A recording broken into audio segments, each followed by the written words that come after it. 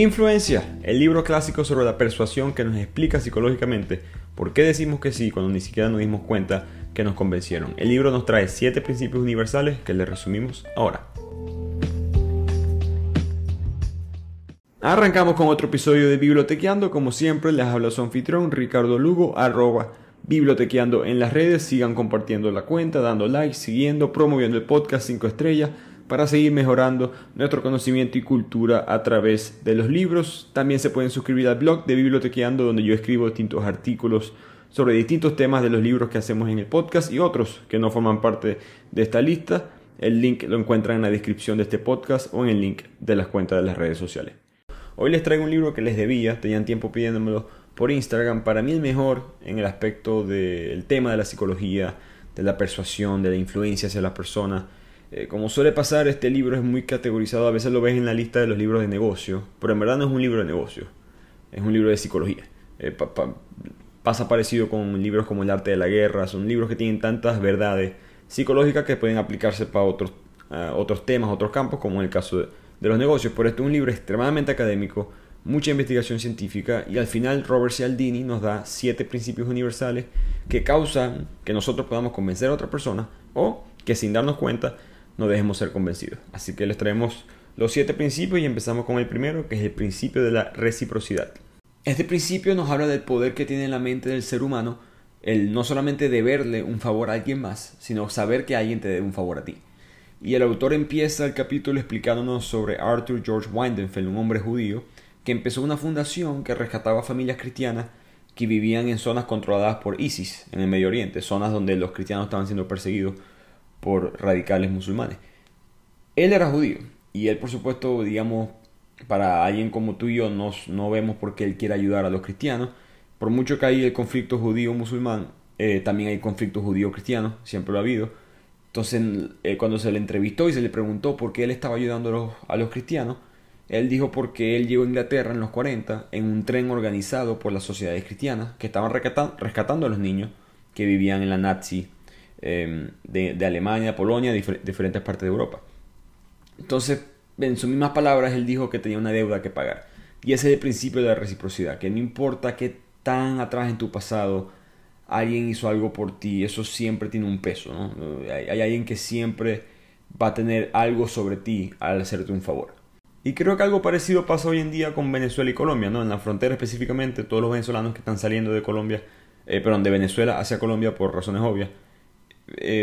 Quizás otro país no se aguantara eso como lo está haciendo Colombia, pero Colombia ha recibido a los venezolanos porque Venezuela recibió a los colombianos 30 años atrás. Y es curioso escuchar a alguien que tiene 18 años, 20 años, 22 años un colombiano hablando de que le debemos esto a los venezolanos, a pesar que esa persona nunca lo vivió, pero está el sentimiento de que le debemos algo. Y sin meterme en política, si eso está bien, eso está mal, el punto es que ese es el efecto psicológico. Eso es lo que está pasando en la mente del ser humano. Otro ejemplo que el autor da es las contribuciones económicas a las campañas políticas, ¿no? Que en otras palabras, cuando en el ejemplo de Estados Unidos, por lo menos cuando las empresas compran el voto de un senador, de un congresista, una vez hubo un escándalo y se enteraron de ciertas leyes que no debían haber sido aprobadas porque ciertas empresas estaban pagando dinero a campañas presidenciales, y se le preguntó a un empresario que si su contribución de $300,000 había valido la pena. Y la respuesta de él fue: yo creo que la próxima vez voy a dar 600,000. Y eso habla mucho de cómo funciona el factor de la reciprocidad. No importa, estamos claros que un presidente, un senador probablemente tiene más poder que alguien de una empresa, pero si yo le doy dinero a ese político, el político ahora me debe algo. Pero hay un problema con esta ley de la reciprocidad. El autor nos dice que fue iniciada para promover intercambios equitativos, ¿no? Y lo vemos en los monos. Si tú me rascas la espalda, yo te rasco la tuya. Si me quitas insectos de la espalda, yo te lo quito de los tuyos. Y eso fue un intercambio de bienes, por decirlo así, muy equitativo. Pero en la vida del ser humano no es así. Favores muy pequeños te pueden dar un sentimiento de obligación a alguien más y terminas pagando un favor pequeño con un valor sustancialmente mayor. Entonces terminamos con el concepto de que nada es gratis, que es algo que todo el mundo entiende muy intuitivamente. Y el autor da el ejemplo de el hombre y la mujer en una discoteca. El hombre le brinda un trago o una botella, lo que sea, a la mujer, y ahora la mujer tiene un sentimiento de que le debo algo a este hombre y se lo voy a pagar, y lo voy a pagar con algo que en verdad vale más. que el costo de un trago en un bar. Y eso pasa por este principio de la reciprocidad, ¿no? De que si yo te brindo un trago un día, después salimos a cenar y ahora mi amigo me tiene que pagar la cena. Y la cena costaba más que el trago, pero te ves mal como ser humano si dices, bueno, pero ya va, pero es que el trago costó 70 pesos y la cena costó 140, te voy a pagar solamente 70. Se ve mal en la sociedad. Pero por lo mismo, la gente se puede aprovechar de esto. De hecho, los restaurantes lo hacen en las ferias de comida, en los centros comerciales, te dan comida de gratis. Y esto en parte lo hacen porque tú sientes ahora que les debes algo a ellos y tienes más chance de comprar. Y de hecho, la gente que prueba comida gratis gasta más que la gente que no probó la comida gratis. Así que esto es un buen ejemplo de cómo, o lo impactante que es este factor. Y esta fue la última parte del capítulo que me pareció esta historia muy interesante, ¿no? El autor cuenta de que su hija estaba organizando, bueno, todo el colegio estaba organizando una especie de obra de teatro, y en la entrada las niñas estaban regalando una flor a cada persona que entraba al teatro. Entonces son niñas de 7, 8 años. Y pasa un adulto, y el adulto, las niñas le ofrecen la flor, y el adulto dice, quédate con la flor, yo no quiero la flor. Los niños tienen 7 años, no saben qué hacer, ¿no? Entonces se quedan un poquito como impactados y dicen, pero señor, la flor es gratis, tómenlo, es un regalo. Y el hombre se los queda mirando, no les dice nada y se va. Y el autor nos habla de este momento, de cómo ¿a quién culpamos? Al hombre por ser una persona quizás un poquito mal educada con estas niñas que apenas tienen 7 años. Un poquito insensibles, por decir lo mínimo. Pero es muy posible que en su pasado él se haya dado cuenta que nada en la vida es gratis. Que aquella vez que le acepté un bolígrafo gratis a una persona en un mall, se sentaron conmigo por 20 minutos a tratar de venderme Herbalife. No sé, estoy inventando, obviamente. Pero todo el mundo ha estado en esa situación. Cuando pensamos que algo gratis es gratis y al final termina no siéndolo. Y con eso termina este primer capítulo de la reciprocidad, en el cual el autor nos dice, no les extrañe cuando mucha gente decida no aceptar algo porque saben que es una deuda que van a tener que pagar más adelante. Y de ahí pasamos al segundo capítulo, al segundo principio, que es el compromiso y la consistencia. That moment when you realize your skincare is actually working. That's Rodan & Fields, the #1 female dermatologist-founded skincare brand in the U.S. Designed by 2 dermatologists who don't just know women's skin, they know how to formulate for it. Rodan & Fields, love what you see. Tap the banner or visit rodanandfields.com/Spotify to get your exclusive welcome offer. I already love same-day delivery with Shipt, but it's so much better since I signed up for Target Circle 360. Why? Because I no longer pay price markups from the majority of stores through Shipt. Only a handful of alcohol retailers and items don't count. That means no markups on groceries, pet food, even home goods and makeup. So to recap, I have more time to catch up on life while someone shops for me, and I spend less. It's a win-win. Order now at shipt.com/360. Terms apply. Y este principio habla de nuestro deseo de ser y parecer consistente con todo lo que ya hemos hecho antes. Entonces, básicamente, una vez que hemos tomado una decisión o tomado una posición, dar una opinión sobre algo, vamos a tener esa presión personal de comportarnos acorde a ese compromiso. Entonces caemos en un ciclo vicioso de comportamientos que son incorrectos, pero se hacen para justificar una decisión anterior. El autor da el ejemplo del matrimonio, ¿no? Obviamente esto no es para todo el mundo, pero hay matrimonios que no deberían estar juntos, que no están felices entre ellos, pero te casaste, tuviste una ceremonia, te comprometiste, dijiste que sí hasta el final, hasta que la muerte nos separe, y ya lo hiciste enfrente de tus personas que tú más quieres, entre tus amigos, tu jefe, todo el mundo estaba ahí, y eso causa una presión interna y no vas a tomar la decisión correcta, sino que te vas a seguir continuando en la decisión incorrecta. De misma manera esto se puede utilizar para cosas positivas, ¿no? Si tú le dices, esto pasa mucho con los gimnasios o clínicas de peso, obligan que sus clientes que están tratando de perder peso o de estar más en forma, comuniquen sus objetivos, compartan con los demás, hey, estoy pesando tantas libras, tantos kilos y quiero estar en este peso más adelante.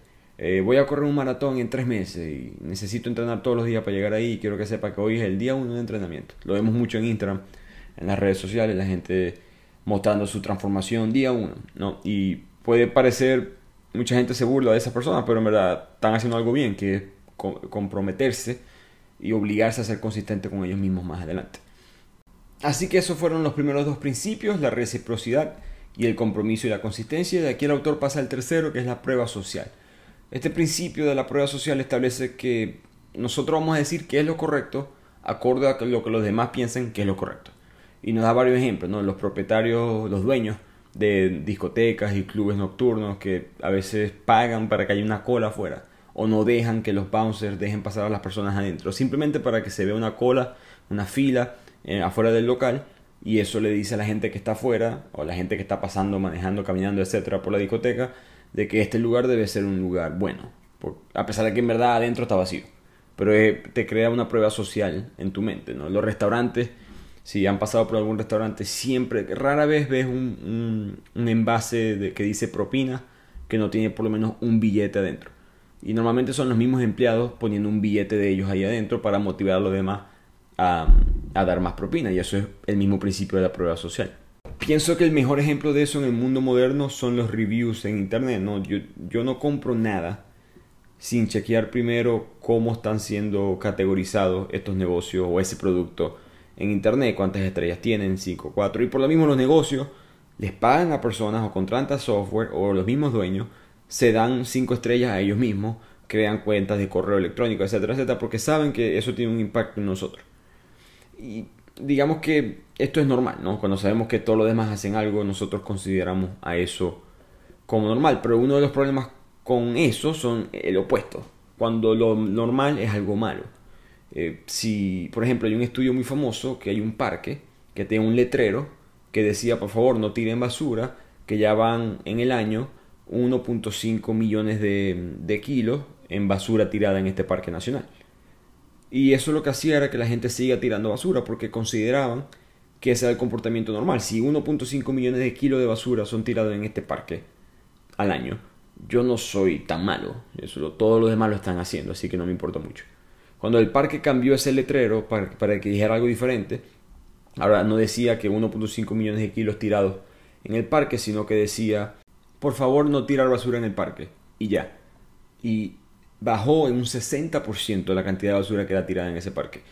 Y esto me recordó mucho para mí, este es un ejemplo personal, y siento que todo el mundo va a tener el suyo, pero para mí lo que pasaba en Venezuela, había una frase que siempre se decía en Venezuela cuando alguien trataba de hacer algo, digamos, ilegal. No, yo tengo este negocio aquí, me voy a robar una platica, ¿qué tal? No importa, aquí en Venezuela todo el mundo roba, todos los políticos roban, todo el mundo roba. ¿Y qué crea eso? Un sentimiento de que todo el mundo roba, que importa que yo también robe. Y yo creo que eso nunca nos ayudó, eso es culpa nuestra, no hay más nadie. Y se crea ese sentimiento de que también tengo que agarrar yo mi comisión antes de que alguien más se la lleve, porque alguien más lo va a hacer. Sea eso verdad o no, el punto es que ese es el principio de la prueba social. Entre mayor sea el número de personas que encuentren correcta una idea, más para un individuo va a ser correcta esa idea, a pesar de que no lo es. Así que hay que ver las implicaciones de tus comportamientos, tengan cuidado con los políticos. El autor también habla de eso, de cómo, por ejemplo, si un político menciona mucho un problema y si los medios repiten mucho un problema, exista o no exista el problema, el punto es que ese problema ahora se va a convertir en normal. Yo creo que se ve bastante en las redes sociales hoy en día. Yo siento que todos los días veo algo sobre racismo, sexismo, y estas cosas son muy malas y hay que tratar de eliminarlas de la sociedad. Pero si las leo todos los días, lo que está pasando en mi cerebro es que considero que estas cosas son normales, y ese no es el punto tampoco. Entonces hay que tener un poquito de cuidado con, digamos, el grado de la frecuencia con la que se hablan ciertas cosas. Y el autor nos menciona también de que hay ciertos factores o ciertos momentos en tu vida en la cual la prueba social es más fuerte de lo normal. Y la principal es la incertidumbre. Cuando no estás cómodo con algo, cuando hay cierta complejidad o no hay un muy buen entendimiento de qué es lo que hay que hacer, sueles simplemente por inercia buscar una prueba social. Esto pasa mucho en un restaurante, ¿no? Si es un restaurante nuevo, una comida que nunca has probado, simplemente pides lo más común. Si yo le voy a mostrar a alguien que es de Senegal comida venezolana, le voy a mostrar una arepa, no voy a tratar de mostrarle algo, digamos, fuera de lo normal, voy con lo más común. Y eso pasa mucho en los negocios. Él explica como Sylvan Goldman, una persona que inventó el carrito de compras, el carrito con el cual uno pasa por el supermercado y uno mete todos los artículos ahí adentro. Ese carrito nadie sabía cómo usarlo cuando lo inventaron. Entonces él lo que hicieron fue que le pagaron a personas para que usaran los carritos en el supermercado. En verdad no estaban comprando nada, simplemente para que lo usaran. Apenas eso se hizo, por supuesto el carrito de compras ahora lo usa todo el mundo y esta persona que inventó el carrito se creó una fortuna de $400 millones por haberle pagado creo que $100, lo que decía el libro, a estos actores. Un ejemplo fuerte o quizás negativo de esto es la muerte de una niña en Queens, en Nueva York. Durante media hora había alguien persiguiéndola y torturándola.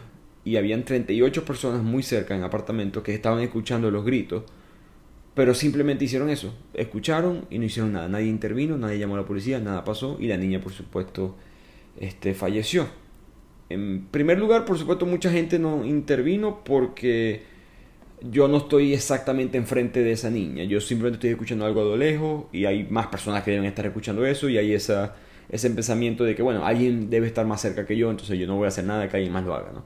Pero también estuvo el impacto de la prueba social. La incertidumbre provoca nuestra tendencia natural a mirar a nuestro alrededor y ver qué es lo que están haciendo los demás. Y si los demás no están haciendo nada, bueno, entonces nosotros no hacemos nada, porque asumimos que no hay que hacerlo, ¿no? Y el consejo que da el autor para cualquier persona que un día esté en una situación de peligro es pedir ayuda específica. No griten ayuda y ya. O no griten por favor, me están lastimando, etcétera. Simplemente digan, hey tú, el que está vestido de tal, si puedes ver a alguien, por supuesto. O cualquier persona que esté en esta calle, dar señales para que la gente sienta ahora el peso de que tienen que hacer algo.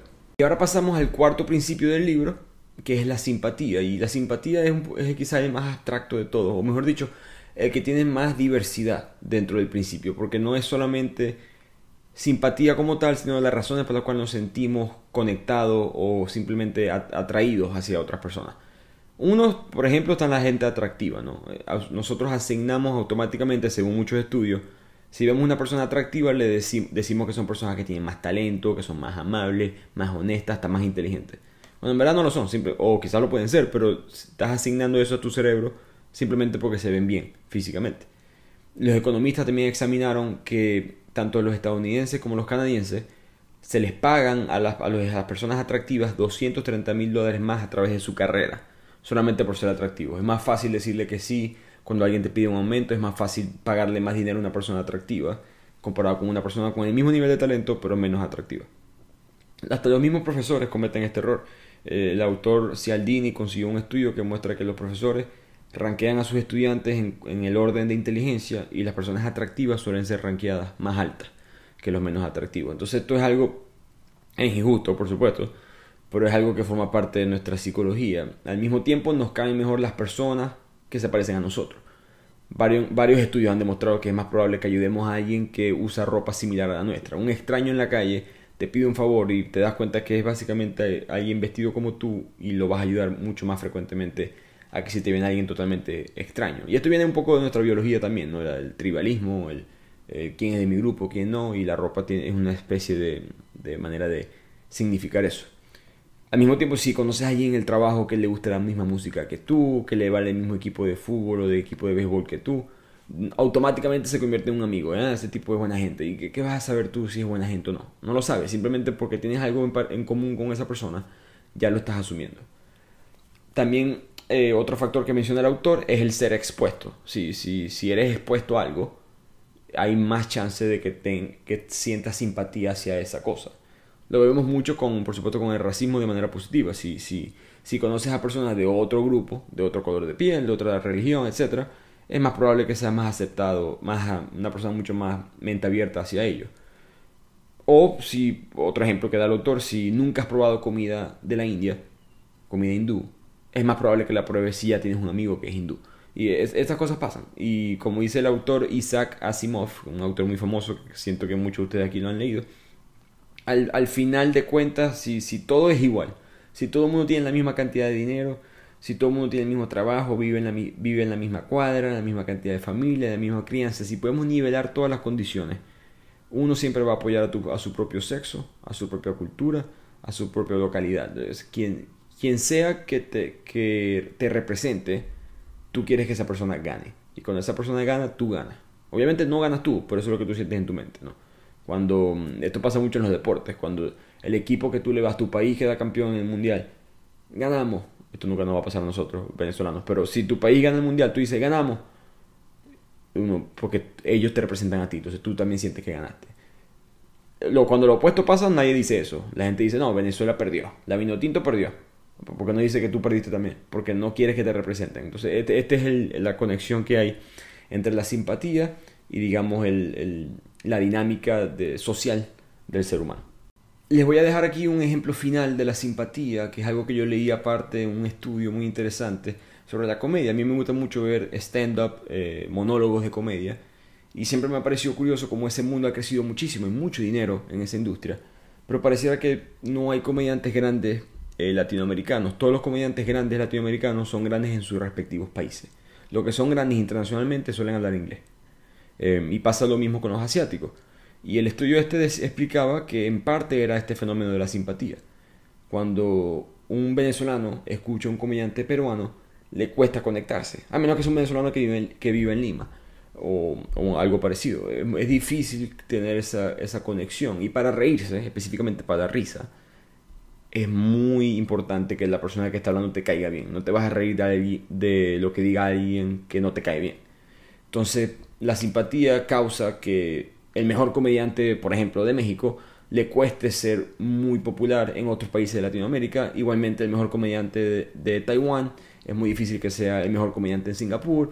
Siempre estas diferencias culturales, no necesariamente que a la gente no le guste esa persona del otro lado, simplemente necesitas esa conexión inmediata. No te puedes conectar de una con esa persona. Mientras que el estadounidense, por ser Estados Unidos la cultura principal, vamos a decirlo así, del mundo en el aspecto del que tiene más influencia, si Estados Unidos estornuda, el mundo le da gripe y controlan los medios, etcétera. Entonces tenemos más facilidad de conectarnos con un comediante de allá y es el lenguaje que todo el mundo entiende, etcétera, etcétera. Y de aquí pasamos al quinto principio, que es la autoridad. Y este principio habla de cómo desde que nacemos a los humanos se nos enseña siempre a obedecer a la autoridad. Empieza con nuestros padres, pero por supuesto se va estirando poco a poco con los años. Y el experimento o el estudio que el autor nos muestra para explicar este fenómeno, en verdad es un poquito... creo que la palabra es horroroso, porque asusta mucho lo fácil que es engañar a las personas. Entonces este estudio consistía en que agarraban a participantes, los sentaban en una silla y se les acercaba un hombre con una bata de laboratorio, un doctor, por decirlo así, que era el jefe que estaba conduciendo el experimento. Del otro lado de la silla, al otro extremo del cuarto, había otra persona sentada, que estaba conectada a diferentes cables, etc. El participante, el que estaba al lado del doctor, tenía unos botones, y estos botones mandaban cargas eléctricas a la otra persona que se le llamaba aprendiz, que es el que está en el otro extremo, que está conectado a los cables. Esta otra persona era un actor, era parte del experimento, en verdad no estaba sintiendo ninguna carga eléctrica. Tú le dabas un botón y él actuaba como si en verdad estuviera sufriendo una especie de chispa o una carga. Y el punto era que el doctor, la persona con la bata, le decía dale una carga eléctrica nivel 1, nivel 2, nivel 3, nivel 4 y así iban pues. Y el aprendiz, el actor, poco a poco empezaba a patear, a chillar, a suplicar piedad, que por favor, que pararan, que me duele mucho. Pero todo era actuado. Pero la persona que está dándole a los botones no lo sabe, piensa que es verdad. Y lo inquietante, lo raro del estudio es que no importa lo mucho que estaba sufriendo el aprendiz, la persona siempre seguía subiendo el nivel de la carga eléctrica porque el doctor le estaba diciendo que lo hiciera. Y ellos simplemente pensaban que era normal. Si el doctor, que es el que sabe, me dice que lo suba hasta 450 voltios, que por cierto con 220 voltios ya te vas a desmayar. 450 voltios puede haber hasta daño cerebral. Y la gente no le importaba, simplemente seguía subiéndole a las personas. Y este es el fenómeno de la autoridad, este es el poder que tiene la autoridad. En verdad el culpable no puede ser la persona, el culpable ni siquiera es el doctor, el culpable es el fenómeno psicológico que tenemos de hacerle caso a la autoridad, y el doctor va y se aprovecha de eso. De hecho, curiosamente, volvieron a repetir el estudio, pero en vez de que llegara un doctor con una bata blanca, llegaba como su pasante, un asistente que no estaba vestido normal, que no estaba vestido de bata, llegaba vestido de manera muy casual. Y 100% de las personas no daban la carga eléctrica de los 450 voltios, ni siquiera llegaban a los 150 voltios. Entendían que yo no voy a hacer esto porque yo creo que tú no sabes lo que estás hablando. Si me llega el doctor lo hago, pero si lo haces tú no lo voy a hacer. Y esto nos habla mucho de la psicología humana. Me puse a pensar bastante en lo... Siempre nos preguntamos cómo puede ser que la gente apoyó, que sea, a Hitler, a cualquier dictador que mató millones de personas en la historia. Y son cosas así, ¿no? Si alguien con tanta autoridad como la tenía él, te dice que hacer algo, es difícil no hacerlo. Y ni siquiera le vas a ver lo incorrecto, simplemente piensa que estás haciendo lo correcto. Y pensemos en todos esos doctores nazis que estaban realizando estudios completamente no éticos, barbáricos, en pacientes judíos, en gemelos, etc. Yo creo que, como dice el autor, es un principio bastante antiguo. De hecho, él menciona, como en las religiones más antiguas, en la Biblia, por ejemplo, siempre se nos muestra la autoridad desde el principio. En la historia de Adán y Eva y el resto de la raza humana, como el no hacerle caso a la máxima autoridad te mete en problemas. Y de hecho es una razón por la cual hay tantos errores médicos en los hospitales. Es difícil psicológicamente para una enfermera, para quizás hasta un paciente o cualquier otra persona, desafiar a un doctor, ¿no? Una de las causas más comunes por las cuales los pacientes mueren en los hospitales es errores médicos. Por supuesto, esto tiene mucho que ver con que los otros errores ya no se hacen porque la tecnología ha mejorado, la ciencia ha mejorado, por lo tanto solamente el error humano es lo que queda. Pero una de las razones por la cual esto pasa es eso, que si el doctor dice póngale 100 miligramos de tal medicina, la enfermera sabe que eso está mal, pero al mismo tiempo él es el doctor o ella es la doctora, yo no lo soy, así que voy a hacerle caso y por supuesto pasan estos errores trágicos. Y al final del capítulo sobre la autoridad, el autor nos menciona 3 cosas que hay que estar pendientes en el diario para saber si estamos siendo influenciados incorrectamente, que son los títulos, la ropa y los adornos, porque todas estas 3 cosas significan algún nivel de autoridad. Los títulos son un símbolo de la autoridad y son muy difíciles y al mismo tiempo fáciles de adquirir. Ganar un título normalmente lleva años de trabajo, logros, etc. Pero es muy posible que alguien sin ningún tipo de esfuerzo adopte esa etiqueta y la reciba, de hecho, de manera automática. Un experimento que nos habla el doctor es que en 2 salones diferentes de la universidad, una persona que era controlada por el estudio entraba y se presentaba como profesor, y en el otro salón se presentaba como un estudiante. Y después se le pidió a los estudiantes que no estimaran qué tan alto era esa persona. En el salón que la persona dijo que era profesor, esa persona medía 1,85 m. En el salón que la persona dijo que era un estudiante, esa persona medía 1,78 m. Entonces le añadieron 7 centímetros de altura solamente por haber dicho profesor. Y eso es, para que tengan una idea, el sentimiento de autoridad. Viste a esa persona como más importante a pesar de que en verdad no lo era. La segunda cosa dentro de la autoridad que tenemos que estar pendientes es la ropa. En un experimento se le pidió a las personas alguna solicitud extraña, por ejemplo recoger una bolsa de papel que estaba en el piso, etc. Y la gente no hacía caso, pero no hacían caso cuando la persona estaba mal vestida, o mejor dicho, cuando estaban vestidas de manera ordinaria. Pero si tenían puesto el uniforme de un guardia de seguridad de un edificio, no un policía, simplemente un guardia de seguridad, la gente hacía caso un 92% de las veces. Entonces la ropa siempre tiene una gran influencia sobre ti. Y al mismo tiempo los adornos. Y los adornos es diferente a la ropa. Es más, digamos, un símbolo de estatus social. En un ejemplo muy famoso, las aerolíneas, los aeromosos o las aeromosas tratan muchísimo mejor a las personas que están vestidas de traje, saco y corbata, independientemente en qué lugar del avión se sienten. No importa que sea primera clase, clase económica. Si estás vestido de manera elegante, es más probable que te hagan favores adicionales. De hecho, el estudio le pide a los aeromosos o a las aeromosas un trago de alcohol gratis. Y la mayoría de las veces las aeromosas y los aeromosos decían que no. Pero a la gente que estaba vestida elegante se le decía que sí, mucho más frecuente. Y con esto pasamos al 6º principio del libro, que es la escasez. Ahora, la escasez no solamente desde el punto de vista económico, con un artículo que se está volviendo raro, escaso y obviamente incrementa en valor, sino también el concepto de la escasez desde el punto de vista psicológico. Por ejemplo, si estás teniendo una conversación con alguien y te llega una llamada, esta conversación es en persona, con una persona que está enfrente tuyo físicamente, y de repente te llega una llamada del teléfono. Muy mal educadamente, todos nosotros, me incluyo, miramos la llamada y muchas veces hasta interrumpimos la conversación que estamos teniendo en persona para contestar la llamada. ¿Por qué esto pasa? Hay varios factores, pero el autor nos explica que es el principio de la escasez. Básicamente, esa llamada tiene una característica que la persona enfrente tuyo no tiene, que es una disponibilidad potencial. Esa llamada existe por un periodo de tiempo muy corto. Esa llamada es escasa. Esa llamada no siempre va a estar. Entonces intuitivamente decides contestar y parar la llamada que tienes con otra persona, la conversación, perdón, que estás teniendo con otra persona. Y esto por supuesto también pasa con mensajes de texto, notificaciones en el Instagram, etcétera, pero todas estas cosas tienen un factor de escasez que a veces ignoramos un poco. Booking.com, que es una página para hacer reservaciones de viaje, entendieron esto muy bien hace 10 años y empezaron a colocar cuántos asientos quedaban en cada vuelo. Antes normalmente, esto es muy común hoy en día, pero normalmente esto no se hacía. Y esto incrementó las ventas, se dispararon tan altas las ventas después de decir cuántos asientos quedaban en un vuelo, que los agentes, los programadores de tecnología, viendo las ventas entrar, tuvieron que llamar al jefe y decirle que creo que hay un error en el sistema. Y después se dieron cuenta que no había ningún error. Simplemente así de poderoso era este factor de la escasez. Si yo te digo que solamente quedan 6 asientos en este vuelo y vas a comprar 4, es muy probable que tomes la decisión en ese momento de comprar ese vuelo. Y un factor interesante que trae la escasez es el fenómeno de la libertad.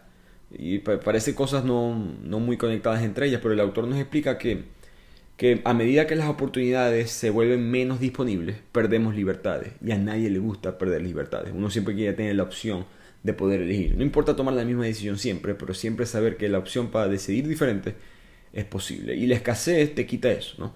Y el ejemplo que nos dio fue en un condado en Miami que puso una ordenanza, una ley antifosfato. Entonces prohibía el uso y posesión de productos de lavandería o limpieza que tuvieran fosfato.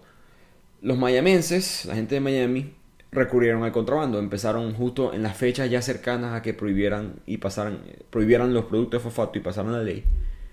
Los vecinos y amigos empezaron a crear caravanas de jabón de fosfato, iban hacia otros pueblos, compraban todos esos jabones lo más que pudieran y los guardaban en sus garajes. Había gente diciendo que estaban felices de tener jabón de fosfato suficiente para los próximos 20 años, etcétera, etcétera. Entonces un producto que si lo eliminas, digamos gradualmente, quizás la gente no lo busca comprar de esta manera, pero eso es lo que hace la escasez.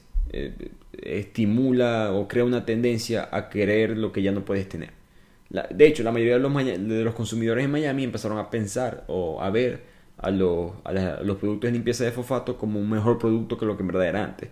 Cabe destacar que ni siquiera es tan buen producto, a nadie le importa. En mi vida yo no sé ni siquiera si mis jabones tienen fosfato, no, pero el hecho que alguien te dijo no lo vas a poder tener más adelante le asignó un valor más alto a ese producto. Y creo que lo mismo pasó durante el COVID, ¿no? Muchas cosas, por lo menos en Estados Unidos, con los papeles sanitarios, jabones, cosas que están en escasez. Todavía hay muchas cosas que están en escasez.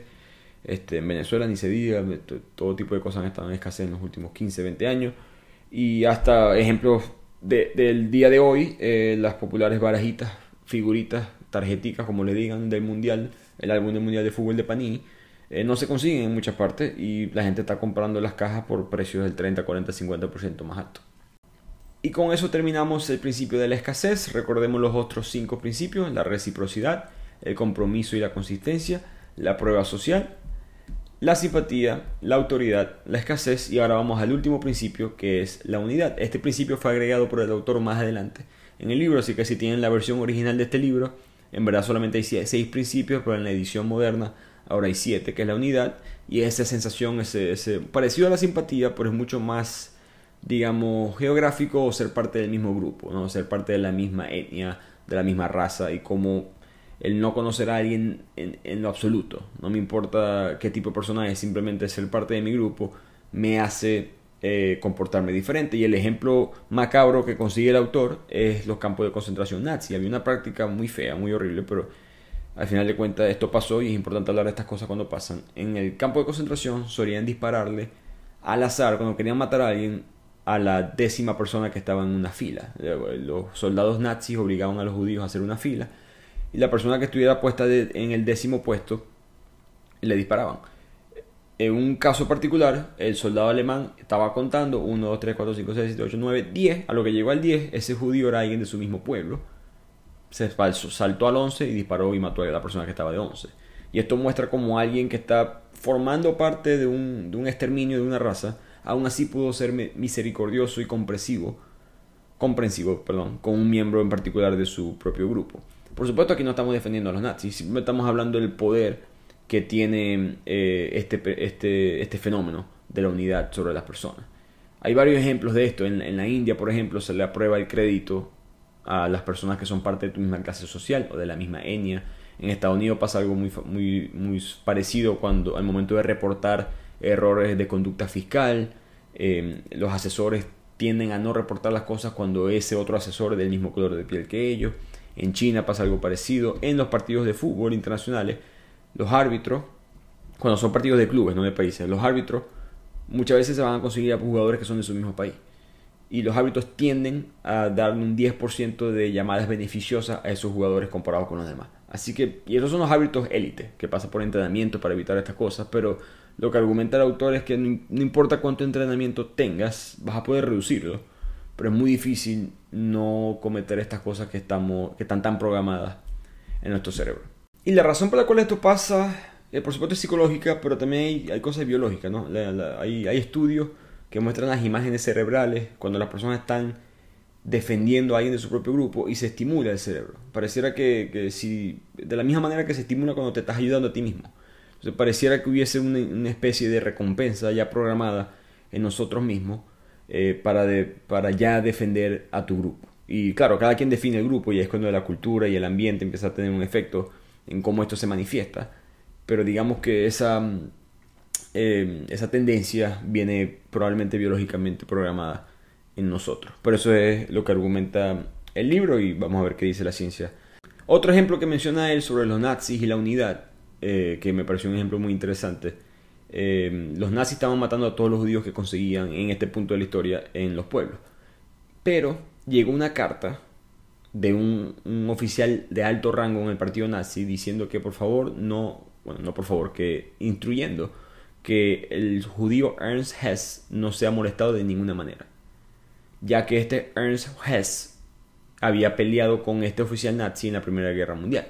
Y a pesar de que él es judío y es lo peor del mundo, etcétera, etcétera, él es parte de los míos y yo no quiero, por favor, que le hagan nada. Este oficial nazi de alto rango era Hitler. O sea, hasta Hitler, la peor persona de la historia, fue víctima de la unidad, para suerte de este Ernst Hess. Pero Hitler simplemente sintió que, bueno, yo peleé batallas con este hombre.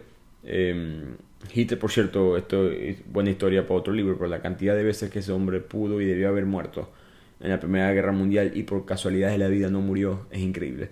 Pero el punto es que Hitler sentía esta conexión con Ernst Hess y durante lo que fue el final de la Segunda Guerra Mundial, la parte más fuerte del Holocausto, aún ahí, en ese punto, el principio de la unidad evitó que él añadiera un muerto más a esa lista.